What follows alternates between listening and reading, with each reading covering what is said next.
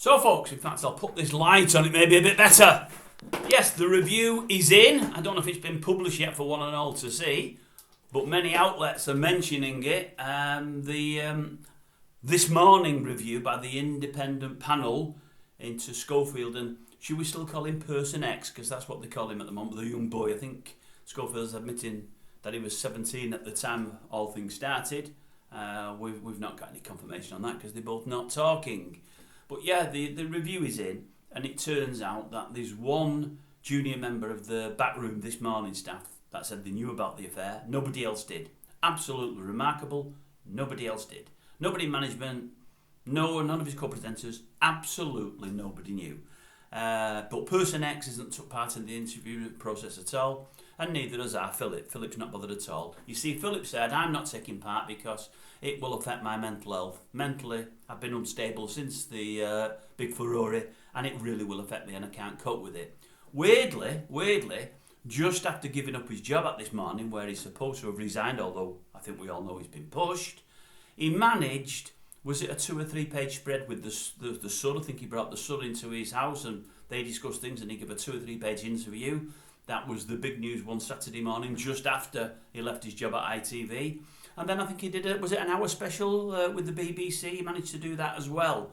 So he was able to do something for the Sun and able to do something for the BBC. But with this panel, this independent panel, he wasn't able.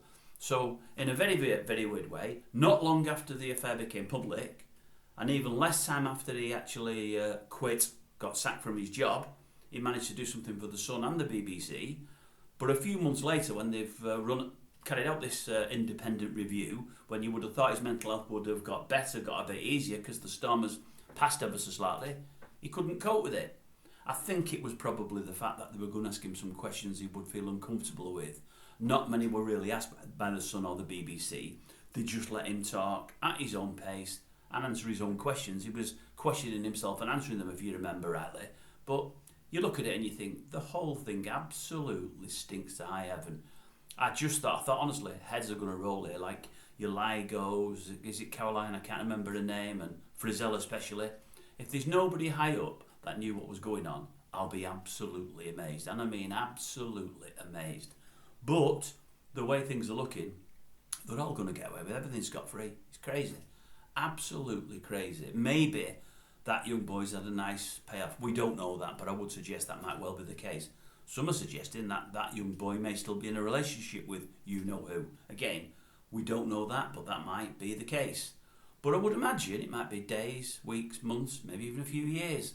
But I would imagine the time will come when that guy, that young boy, or Person X as he's now called, decides to speak to the press, and that will blow the doors off it all again, I would imagine. But it's just a pity the review didn't do their job and get to the bottom of it now.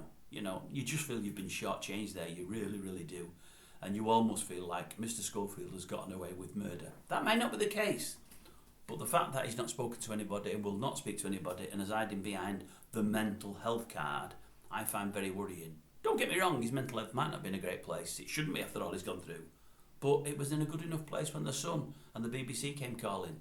So I would suggest if he can speak to those two, he could speak to the review and try to put the record straight. But oh no, that's not for Philip. Let's face it. He was gay for what, 20 odd years, because he thought he was when he married his wife. He led her a bunch of lies. And then after it all sort of came out 2-3 years ago, more lies because he was having an affair that none of us knew about. And then when it came to light as having an affair, he was no, it wasn't me, governor. And then he admitted to it. He's lied at every turn. He's lied at absolutely every turn. And it looks like the biggest winner in this whole thing, probably, for all he's lost his job, has been Philip himself. Still got a good few quid in the bank. And he's not really been taken to task, I would suggest. But that's only my opinion of things. I may well be wrong. But I think, I don't know, maybe they never had the power to force him to speak. But it's a pity they didn't have.